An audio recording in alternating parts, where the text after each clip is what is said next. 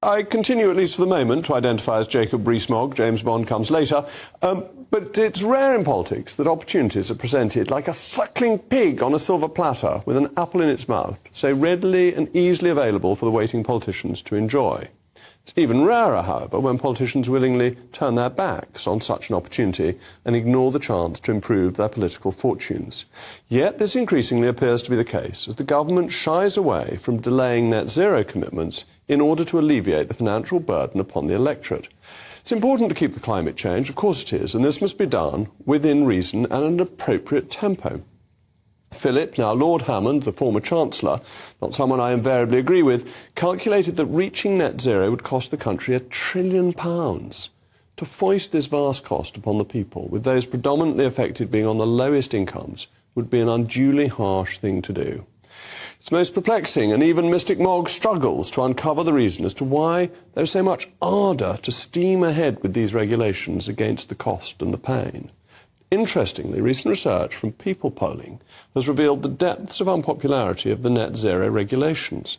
Only 16% of people support the pursuit of net zero if it means increasing the cost of living, while 54% of people would rather the government focus on the cost of living regardless of whether it comes at the expense of net zero. The political capital to be gained from putting the brakes on net zero is clearer than ever, not least after the Uxbridge by-election was won because of a rejection of ULEZ. While the Conservatives appear to trail Labour in the polls, surely there is no better time to free ourselves from the environmental orthodoxy and take this most apparent of opportunities. Well, I'm joined now by Professor of Politics at Kent University and the founder of People Polling, Matt Goodwin. Matt, thank you very much for joining me. You've done this polling. Where do people stand on the concept of net zero when it's just offered to them with no context? Well, if you give people just a straightforward question, do you support the push for net zero, then you'll often find that a large majority of voters will say, yes, absolutely. And if you ask them, do you support the fight against climate change, more often than not, voters will say, yes, absolutely. But the key point here is when you then actually explain to voters what these policies mean for them personally in terms of the financial costs, they become much less supportive of these policies. And how sensitive are they to cost? And has there been any change in this? Has the cost of living crisis made people more concerned about costs than they may have been a couple of years ago?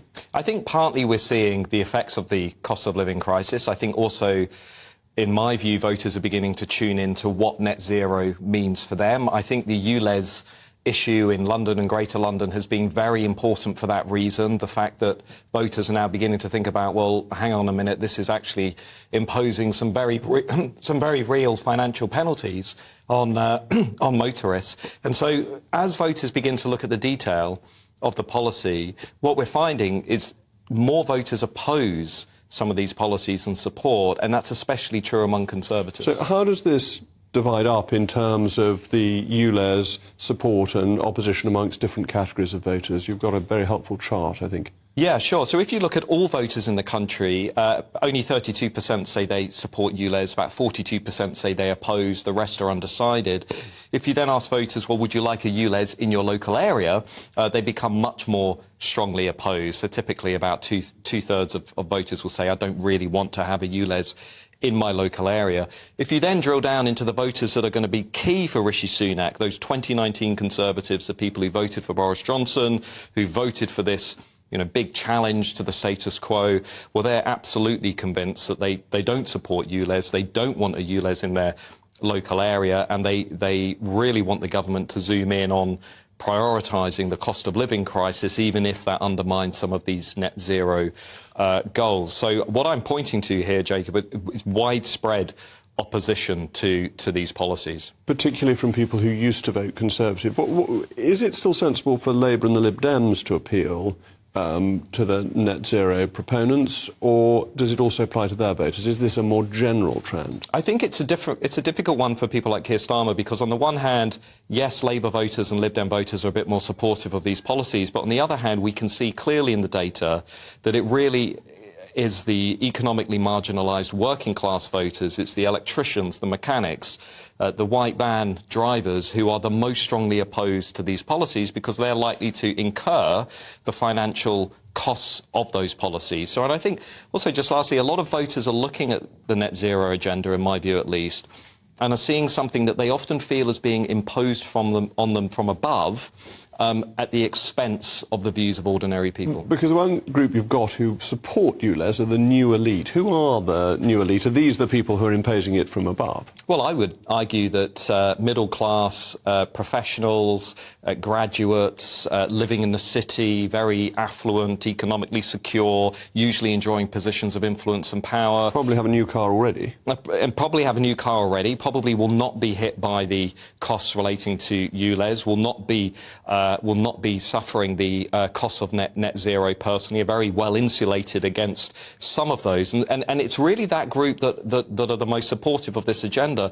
And it's not just on ULEZ, Jacob, it's also, if you look at issues like migration, if you look at issues around climate, if you look at issues around marriage and family, the new elite often have a very different view of these issues because they're the least likely to experience the negative effects of these policies. And it extends beyond ULEZ. ULEZ has been the profile point, but that people expressing views on ULEZ have similar ones about boilers, about getting rid of petrol engines in cars and so on.